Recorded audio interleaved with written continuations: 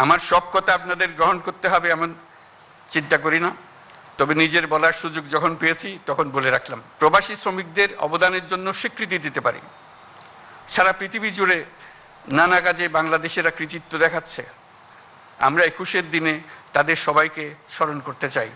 মাত্র 6 মাস আগে জুলাই অভ্যুত্থান জাতিকে এক ঐতিহাসিক গভীরতায় ঐক্যবদ্ধ করে দিয়েছে, যার কারণে আমরা অর্থনৈতিক, রাজনৈতিক, প্রাতিষ্ঠানিক এবং মানবিক দিক থেকে বিধ্বস্ত এক দেশকে দ্রুততম গতিতে আবার উদ্দিষ্ট গন্তব্যে পৌঁছানোর জন্য তৈরি করার প্রস্তুতি নিতে সাহস খুঁজে পেয়েছি। 21-এর টান বয়সের ঊর্ধ্বে, প্রজন্মের ঊর্ধ্বে। 21-এর টান প্রজন্ম বিস্তৃত হয়েছে, শুধু তাই নয়, এই টান গভীরতর হয়েছে, আমাদেরকে দুঃসাহসী করেছে। ছাত্র জনতার অভ্যুত্থান তারই জ্বলন্ত প্রমাণ। দুঃস্বপ্নের বাংলাদেশকে ছাত্র জনতা নতুন বাংলাদেশে রূপান্তরিত করার জন্য ঝাঁপিয়ে পড়েছিল। তারা অসম্ভবকে সম্ভব করে দেখিয়েছে।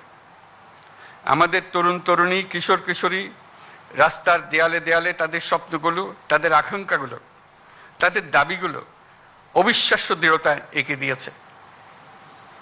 আমাদের রাস্তার দেয়াল এখন ঐতিহাসিক দলিলে রূপান্তরিত হয়ে গেছে। এগুলির স্থান এখন আমাদের বুকের মধ্যে এবং জাদুঘরে হওয়া ছাড়া আর কোনো বিকল্প নেই। আমি অভিনন্দন জানাচ্ছি বইমেলার উদ্যোক্তাদের। তারা এই দেয়াল চিত্রগুলো মেলায় আসা এবং যাওয়ার পথে সুন্দরভাবে উপস্থাপন করেছেন। তাদের উদ্দেশ্যে আমরা একটা হাততালি দেই।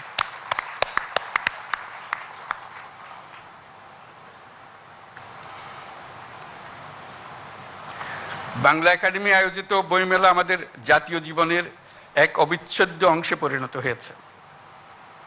ক্রমে ক্রমে এর গুণগত আয়োজনগত বিবর্তন হতেই থাকবে।